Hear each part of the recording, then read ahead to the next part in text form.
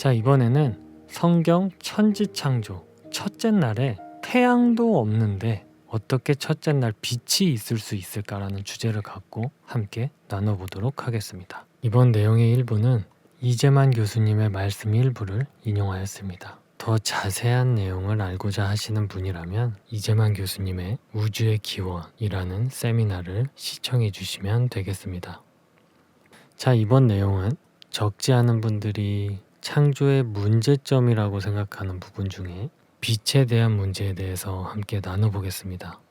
자, 하나님의 6일 창조에서 많은 분들이 의문을 갖는 대표적인 것이 바로 첫째 날 만들었다는 빛과 넷째 날 만들었다는 태양에 관한 기록인데요. 이것에 관해서 이런 질문들을 하세요. 성경 창세기에 천지 창조를 보면 태양 같은 별들은 4일째 만들어졌다는데 왜 빛은 첫째 날 만들어졌다고 기록되어 있는 것인가요? 그러면 앞뒤가 안 맞는 것 아닌가요? 대략 이런 내용인데요. 이 문제를 먼저 나누기 전에 제가 먼저 여러분께 드리고 싶은 말씀은 빛이라는 것이 과연 물리적으로 존재하는 것인지 아니면 안 하는 것인지, 이게 무슨 말이냐면 우리가 무언가가 없다 혹은 있다라고 말합니다. 그런데 우리가 흔히 하는 대화를 보면 존재하는 것, 즉 있는 것을 있다고 하는 경우는 많지만 이상하게 실제로 있는 것인데 없다고 표현하는 경우도 많이 있습니다. 어려운 얘기 아닙니다. 이게 무슨 얘기냐면요. 예를 들면 우리는 지구 대기권 속에 땅에서 살고 있습니다. 그런데 지구 안에서 바람이 불죠. 그런데 바람이 몸에 느껴지지 않을 정도로 약할 때는 우리가 바람이 없다고 주로 표현합니다. 하지만 명확히 따지면 느껴지지 않을 정도로 약할 뿐이지 바람은 언제나 불고 있습니다. 이것은 단지 우리가 몸으로 크게 느끼지 못하니까 그렇게 표현을 하는 거겠죠. 근데 사실 우리가 이렇게 생각하고 표현하는 습관은 우리가 눈에 보이는 것만 믿으려고 하는 지금의 과학주의적 시대에 어쩔 수 없는 현실이기도 합니다. 우리가 눈으로 볼 수 없고 잘 느껴지지 않는 것들을 그냥 없다고 치부해버리는 이 표현도 우리는 진화론에 기초한 과학주의에 빠져 있음을 의미할 수도 있기 때문입니다. 여러분, 과학주의가 뭐라 그랬죠? 눈에 보이는 것만 믿겠다고 하는 게 과학주의라 그랬죠. 하지만 이런 것과는 조금 다르게 정말로 과학의 물리학으로 확실히 없다라고 표현할 수 있는 요소와 확실히 있다고 표현할 수 있는 요소가 있는데 그것의 대표적인 것이 바로 빛과 어둠입니다. 천재 물리학자 아인슈타인의 말을 인용하자면 빛은 물리적으로 존재하지만 어둠은 물리적으로 존재하지 않는다고 말합니다. 이것은 그 어떤 물리학자도 부정하지 않는 사실입니다. 아인슈타인은 어둠은 존재하는 것이 아니라 빛이 부재되어 있을 때 나타나는 자연스러운 현상이라고 덧붙여 말을 했습니다. 또한 사전적 정의를 봐도 어둠 또는 암흑은 빛의 부재라고 정의 내리고 있습니다. 즉 물리적으로 쉽게 정리하면 빛은 있는 것이고 어둠은 없는 것입니다. 중요한 사실은 놀랍게도 창세기 기록은 하나님께서 빛을 만드셨다는 이야기는 있지만 어둠을 만드셨다는 이야기는 찾아볼 수가 없습니다. 제가 이 이야기를 먼저 말씀드린 이유는 빛이 우리가 가볍게 알고 있는 것처럼 단순히 밝게 빛을 내는 역할만 하는 것이 아니라 빛 자체도 엄연히 존재하는 물질이라는 말씀을 드리는 것입니다. 더 정확하게 얘기하면 에너지라는 얘기인데요. 이 부분이 굉장히 중요합니다. 그래서 우리 함께 빛이 도대체 어떤 것인지, 빛과 태양은 또 왜 다른 건지 우리 자세히 함께 알아보겠습니다. 먼저 과학적인 용어로 설명을 드리면 빛은 전자기적 에너지의 모든 영역입니다. 전자기적 에너지. 온 우주에 있는 분자, 즉 우주의 모든 물질을 구성하는 원자, 전자의 최소의 단위, 분자는 빛의 에너지를 흡수할 때만 활성화, 즉 자기의 역할을 하며 존재할 수 있게 됩니다. 여러분, 태양하고 빛은 같은 것이 아닙니다. 태양은 천문학에서 수소나 헬륨으로 되어 있다고 말하고 있습니다. 이 말은 즉 태양이 있기 전에 빛이 없었으면 태양은 자신의 역할을 하지 못하는 것이라는 말입니다. 왜냐하면 태양을 구성하고 있는 분자로 인한 수소나 헬륨도 빛을 먼저 흡수해야만 활성화가 되기 때문입니다. 자, 성경을 보시면 첫째 날 만든 빛은 성경 히브리어 원문을 보시면 오르, 즉 라이트, 빛이라고 되어 있습니다. 그런데 넷째 날에 만든 광명체를 히브리어 원문으로 보시게 되면 마우오르, 영어로는 라이트 기브어라고 되어 있습니다.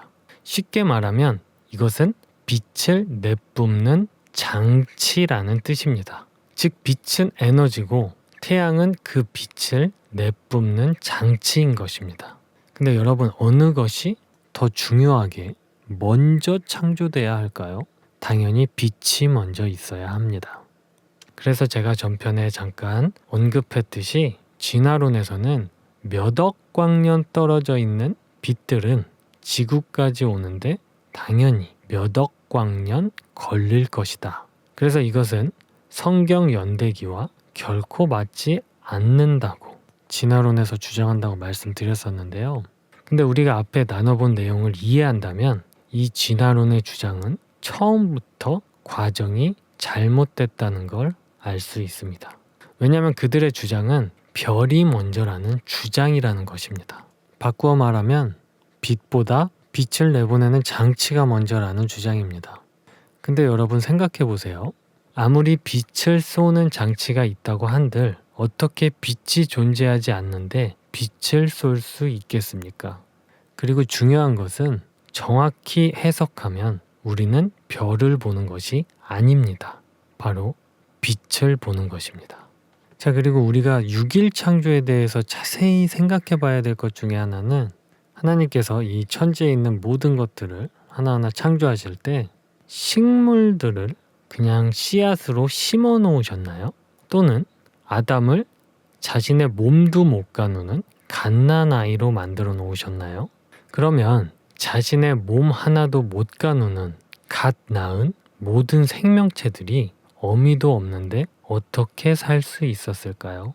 그리고 또는 파충류, 조류, 양서류를 알로 창조하셨을까요? 무책임하게 알아서 니들이 알에서 부화를 해라 뭐 이런 식으로요? 결코 아니었을 것입니다. 다 성숙한 성체로 창조를 하셨겠죠.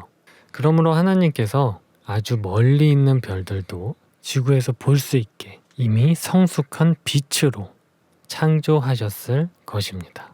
자, 다시 빛에 대한 이야기로 넘어가 보겠습니다. 예전에 태양에서 오는 빛의 종류에 대해서 함께 우리 나눠본 적이 있었죠. 태양빛에는 자외선, X선, 적외선, 전파를 포함하고 있다. 기억나시나요? 하지만 더 중요한 것은 빛은 열, 소리, 전기, 자기, 분자 상호 운동의 영역까지 해당하는 포괄적인 에너지입니다.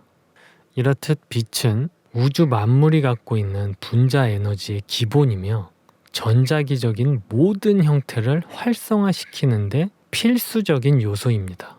다시 강조해서 말씀드리면 열, 소리, 전기, 자기, 분자 상호운동의 영역에 빛은 결코 없으면 안 되는 아주 중요한 존재인 것입니다.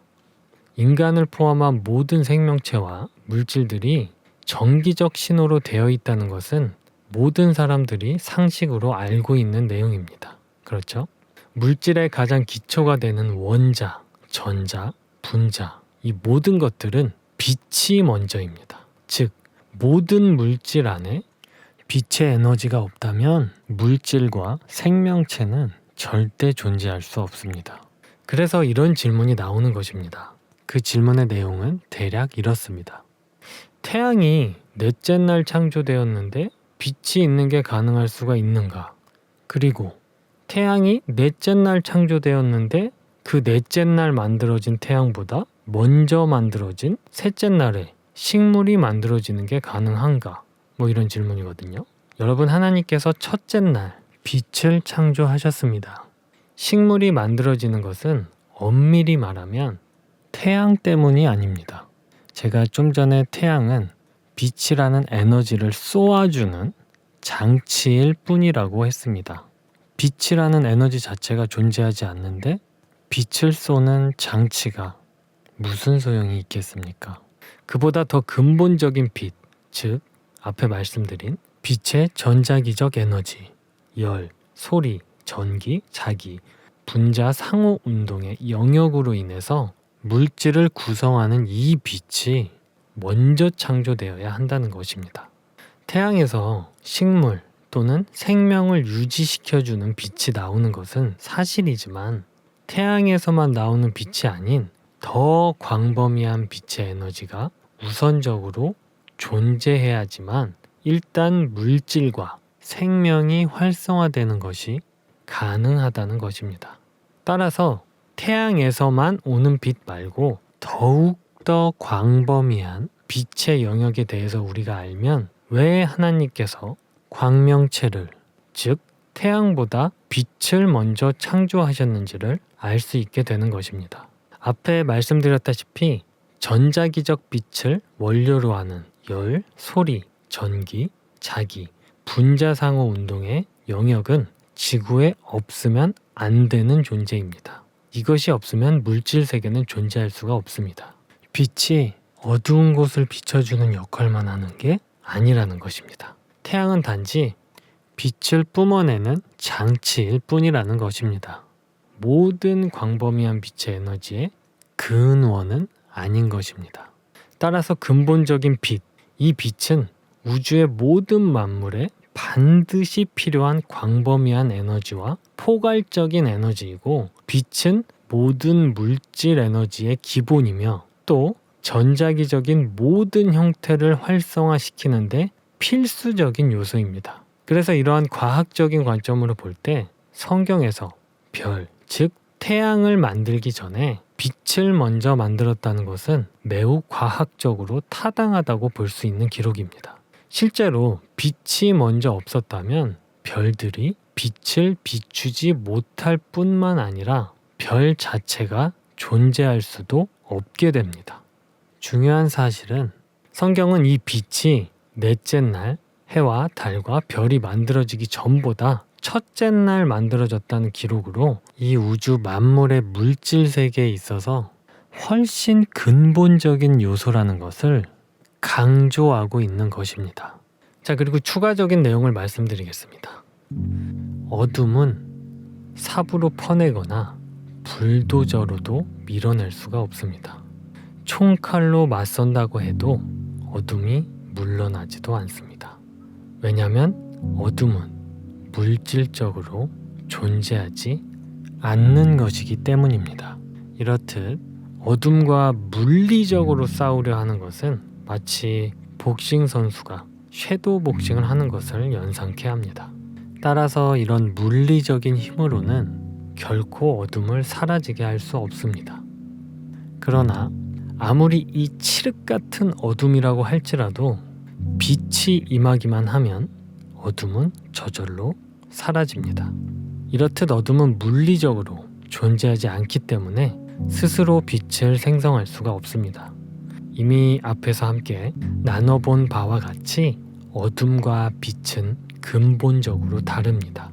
그래서 어둠은 어둠과 근본적으로 다른 빛이 어둠 속에 임할 때에만 그 어둠은 그 어떤 저항도 하지 못하고 소리도 없이 사라져버리게 되는 것입니다. 따라서 그 어떤 경우에도 어둠 그 자체만으로는 결코 스스로 어둠에서 벗어날 수 없다는 말입니다. 에덴 동산에서 사탄의 유혹에 빠져 범죄한 아담과 이브는 에덴 동산 숲 어딘가 어둠 속에 숨어버렸습니다. 그 어둠은 죄의 어둠이고 그 죄의 싹슨 사망의 어둠이었습니다. 아담과 이브가 아무리 어둠 속으로 스스로 몸을 숨긴다 해도 그 어둠으로부터 그들 스스로는 벗어날 수가 없었습니다. 하지만 그들로 하여금 그 어둠으로부터 벗어나게 하신 것은 바로 하나님의 말씀이셨습니다. 하나님의 말씀을 가르쳐 빛이라 하는 까닭이 바로 여기에 있습니다. 하나님의 말씀만 인간을 속박하는 모든 어둠을 사라지게 할 수 있는 빛이신 것입니다. 이렇듯 모든 만물의 분자는 하나님께서 만드신 빛이 있어야만 존재하게 되는 것입니다. 이것이 하나님께서 첫째 날 빛을 먼저 창조하신 이유일 수 있는 것입니다. 자, 그리고 에덴 동산에서 사탄이 이브에게 하는 유혹을 과학의 물리적인 관점으로 생각을 해본다면 사탄이 이브에게 어둠은 물리적으로 존재한다는 듯이 거짓말을 하는 것처럼 보이기도 합니다. 성경 속에는 하나님의 말씀은 꿀과 같다고 표현합니다. 그래서 사탄은 이를 이용해서 아담과 이브에게 어둠은 물리적으로 존재하며 그 어둠은 꿀같이 달콤한 것이라고 유혹한 것 같아 보이기도 합니다. 바꿔 말하면 하나님처럼 될 수 있다는 유혹으로 보여진다는 것인데요. 성경 말씀 중에 에스겔서 2장 8절을 보시면 너 인자야 내가 네게 이르는 말을 듣고 그 패역한 족속같이 패역하지 말고 네 입을 벌려 내가 네게 주는 것을 먹으라. 여러분, 사람이 무엇을 먹는다는 것은 자기 스스로 자신이 먹는 것에 지배를 받는 것을 의미합니다. 사람이 술을 마시면 술이 그 사람을 지배하게 됩니다. 또 사람이 독약을 먹는다는 것은 그 독약의 지배 속에 자신을 던지는 것을 의미합니다. 또한 사람이 영양분을 섭취한다고 하는 것은 몸에 이로운 영양분이 자기를 지배하게 하는 것입니다. 따라서 하나님께서 에스겔 선지자에게 당신의 말씀을 먹으라고 명령한 것은 당신의 말씀이 에스겔 자신을 지배하라는 명령이었던 것입니다. 자, 그리고 바울이 작성한 고린도 후서 11장 30절을 통해서 바울은 이렇게 말을 합니다. 나는 나의 약함을 자랑한다고 고백합니다. 여러분, 좀 이상하지 않습니까? 왜 바울이 자신의 강함을 자랑하는 것도 아니고 약함을 자랑했을까요? 여러분, 이렇게 생각해 보자고요. 여러분은 겸손한 사람이 매력적으로 보이시나요? 거만한 사람 혹은 교만한 사람이 매력적으로 보이시나요? 여러분, 겸손함이란 자신의 약함을 아는 것입니다. 인간이 자기 스스로 자신은 한없이 약한 존재라는 것을 깨닫고 아무것도 자신의 능력으로 할 수 있는 것이 없다는 걸 느낄 때 하나님께 자신을 온전히 위탁하는 게 가능해지기 때문입니다. 여러분, 돈으로 살 수 있고 돈으로 고칠 수 있으며 인간의 능력으로만 해결할 수 있는 문제라면 인간이 하나님을 찾을 이유는 없어집니다. 그래서 단적인 예로 인간이 고칠 수 없는 불치병에 걸리면 사람들이 신이라는 존재를 찾게 되는 것입니다. 이렇듯 바울은 자신의 약함을, 또 자신의 보잘것없음을, 자신의 형편없음을 잊지 않음으로써 오직 하나님의 말씀, 즉 그 말씀의 빛을 먹고 삼키며 그 말씀의 지배 속에 거하며 하나님의 빛에 힘입어 세상의 어둠을 깨트리는 강한 그리스도인으로 살았던 것입니다. 자, 그리고 고우의 하나님이라는 책을 쓰신 안재경 목사님은 바로 그 책 속에 이런 문구를 남겼습니다. 그리스도인은 날이 갈수록 약해지는 사람이다. 여러분은 어떻습니까? 세월이 갈수록 자신의 약함이, 자신의 못났음이, 자신의 보잘것없음이 더 마음 깊숙이 느껴지지 않습니까?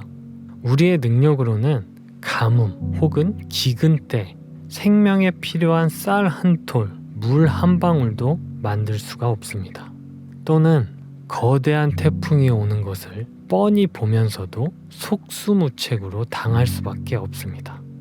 그리고 내 얼굴에 생기는 주름살도 그로 인한 노화가 되는 시간도 우리는 막을 수가 없습니다. 그렇게 때가 되어 어느 날 나에게 죽음이 비수처럼 날아오면 이 세상 누가 감히 그 죽음의 비수에 맞설 수 있겠습니까? 그 누구도 죽음을 피해갈 수는 없습니다. 여러분, 우리 모두 하나님의 말씀의 빛으로 이 세상의 모든 어둠을 깨는 강한 그리스도인이 되기를 기도드립시다. 자, 그래서 물질의 가장 근본인 빛을 창조하신 하나님께서는 그 말씀을 영적인 면에도 그대로 적용하십니다. 고린도후서 4장 6절입니다.